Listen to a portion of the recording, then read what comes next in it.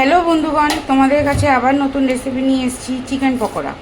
এখানে প্রায় এক এক কিলো মতো চিকেন আছে, ঠিক আছে। তার মধ্যে আমি চারটে পেঁয়াজ কুচিয়ে দিয়েছি, আর কিছু রসুন, আদা রসুন পেস্ট, দুটো বড় রসুন, আর তিনটে এরকম 1 ইঞ্চি 2 ইঞ্চি সাইজের তিনটে আদা আমি পেস্ট করেছি। তার কিছুটা আমি এখানে তুলে রেখেছি, ঠিক আছে। আর কিছুটার মধ্যে পুদিনা পাতা, লঙ্কা দিয়ে আবার একবার পেস্ট করব। তো এগুলো পেস্ট করে আমি আবার কী মশলা দিচ্ছি।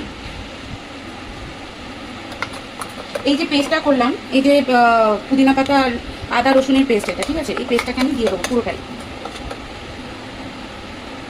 আর দিয়েছি 3টে থেকে 4টে বড় পেঁয়াজ কুচি কুচি করে দিয়েছি।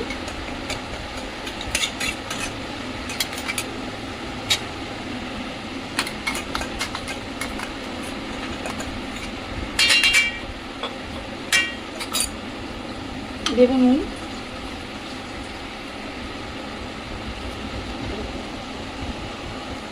পরিমাণ মতো নুন দেবো।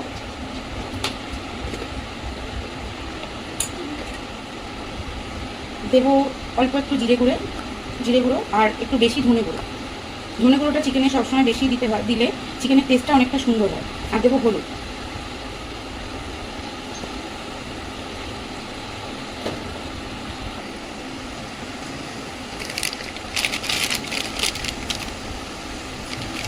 দেখো, যেই চামচের জিরে, হলুদ, ধনে গুঁড়ো দিয়েছি, সেই চামচেরই লঙ্কা গুঁড়ো দিচ্ছি। আমি লঙ্কাটা একেবারে পেস্ট করে দিই, তোমরা চাইলে কুচিয়েও দিতে পারো। পেস্ট করে দিলে কী হবে, ঝালটা সব জায়গায় সমপরিমাণ ভাবে হয়, তাতে টেস্টটা আরও সুন্দর হয়, ঠিক আছে। দেখো, আমি এখানে সব দেওয়ার পরে এখানে দেবো 1 চামচ, 2 চামচ, 3 চামচ কর্নফ্লেওয়ার, আর ওই চামচেরই 1 চামচ আর একটুখানি চালের গুঁড়ো দিলাম। চালের গুঁড়ো এটা মুচমুচে করে। আর এই ছোটো চামচের 1 চামচ গরম মশলা, আর কিছু দেবো না। আমি এবার এটাকে মাখবো। চালের গুঁড়ো পকোড়াটাকে বেশ ক্রিস্পি করতে হেল্প করে। চালের গুঁড়ো কর্নফ্লাওয়ারের সাথে যদি তোমরা চালের গুঁড়ো দিয়ে মাখো, তাহলে পকোড়াটা অনেক বেশি ক্রিস্পি হয়। আর পুদিনা দেওয়ার অর্থ হচ্ছে, পুদিনা দিলে টেস্টটা ভালো হয়। আর এর মধ্যে আরেকটা জিনিস যেটা আমি ভুলে গেছি, সেটা হচ্ছে লেবু। হাফ লেবু দেবো। আমি এটা মেখে নিই, দেন লেবু দিয়ে আমি আরেকবার এটাকে মাখবো।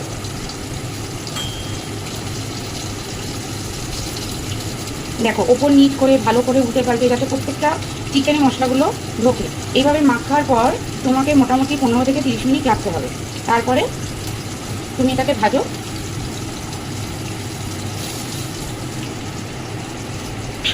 15 থেকে 30 মিনিট রাখতে হবে। তারপরে তুমি এটাকে ছাকা তেলে ভাজো। তোমরা দেখবে এটা কতটা মুচমুচে হয়।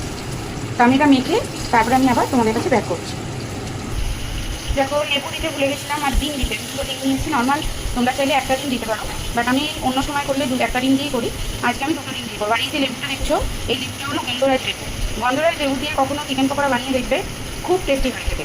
কেন, গন্ধরাজ লেবুর গন্ধটা এতটাই ভালো লাগে যে মানে প্রচণ্ড ভালো হয় খেতে।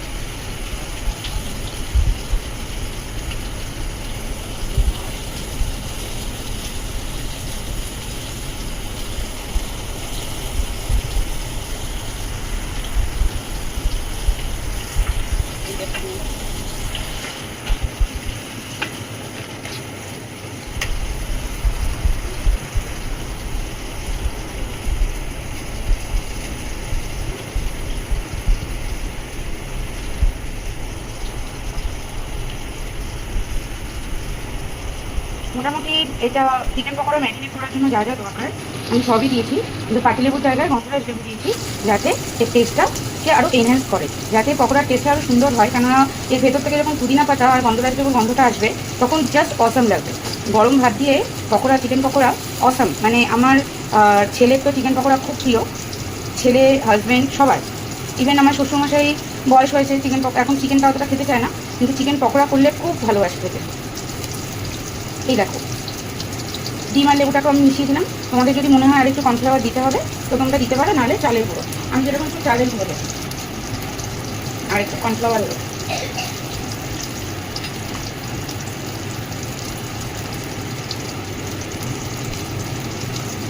দেখো, এইভাবে মাখিয়ে আমি এটাকে 15 থেকে 30 মিনিট রাখবো।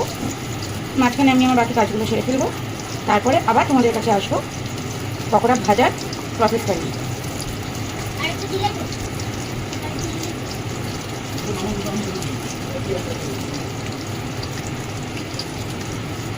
না, আমি এবার এটাকে আমি 30 মিনিট এভাবে রাখবো ঢাকা দিয়ে, ঠিক আছে?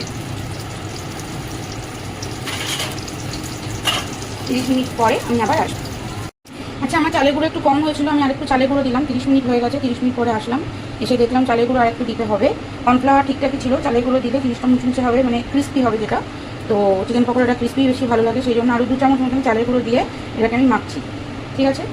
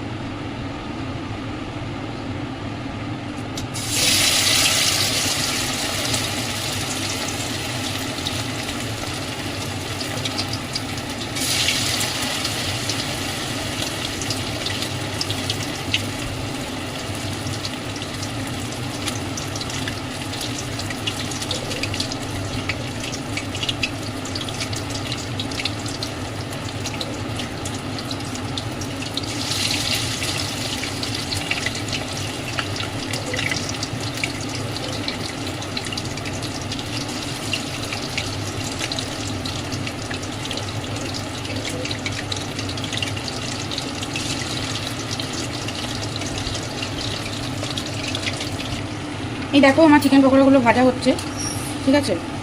এই দেখো,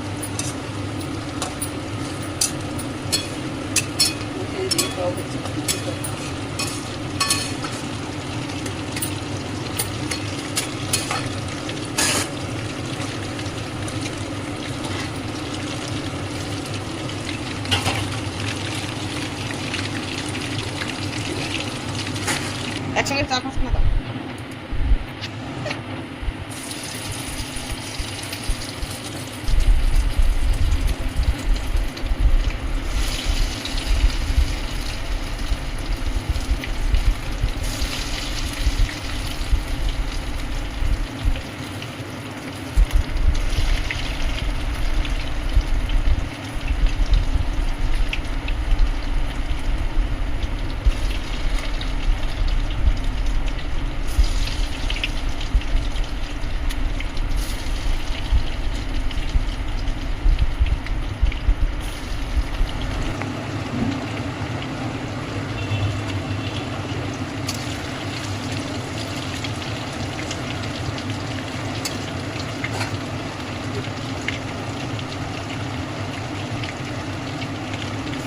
এই যে দেখো আমার পকোড়াগুলো সব হয়ে গেছে, দেখতে পাচ্ছ?